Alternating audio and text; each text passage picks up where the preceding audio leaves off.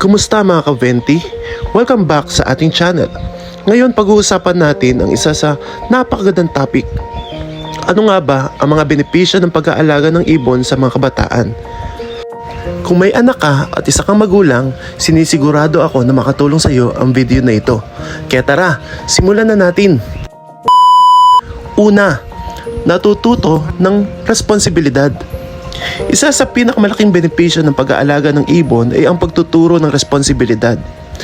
Kailangang pakainin ng ibon sa tamang oras, palitan ng tubig, linisin ang kulungan at siguraduhing ligtas at malusog ito. Dahil dito, natututo ang mga bata na maging responsable sa kanilang mga tungkulin. Pangalawa, nagkakaroon ng disiplina at routine. Ang mga ibon ay may regular na schedule sa pagkain, paglipad at pagpapahinga. Kapag ang bata ang tumutulong sa pag-aalaga, natututo rin siyang sumunod sa tamang oras at magkaroon ng magandang daily routine. Pangatlo, nabubuo ang pagmamahal at pagiging maawain. Habang lumalalim ang relasyon ng bata sa kanyang alagang ibon, natututo siyang mag-alaga, magmahal, maging maunawain at magmalasakit sa ibang nilalang. Ang simpleng pag-aalaga ay nagiging malaking aral sa kabutihan at compassion. Pang-apat, mabawasan ang gadget time. Ito ata ay isa sa pinakamahalaga na matutunan natin.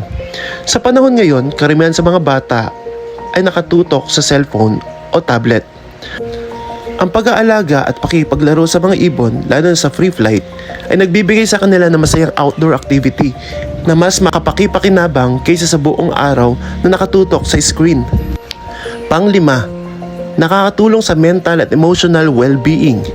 Maraming bata ang nakakaramdam ng saya at kapayapaan kapag kasama ang kanilang alagang ibon. Ang pakikinig sa huni ng mga ibon at panonood sa kanilang paglipad ay nakakabawas ng stress at nakapagpapaganda ng mood. Pang-anim, natututo tungkol sa kalikasan.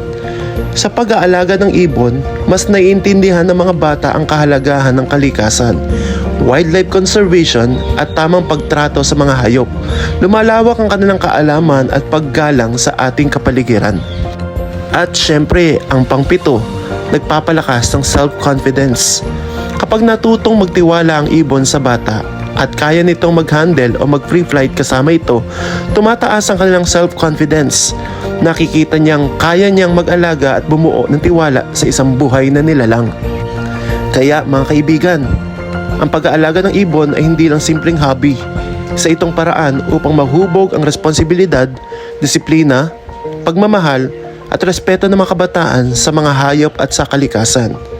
Kung nagustuhan ninyo ang video na ito, huwag kalimutang i-like, i-share at mag-subscribe sa ating channel para sa mas marami pang free flight tips, bird care guides at exciting na ibon adventure.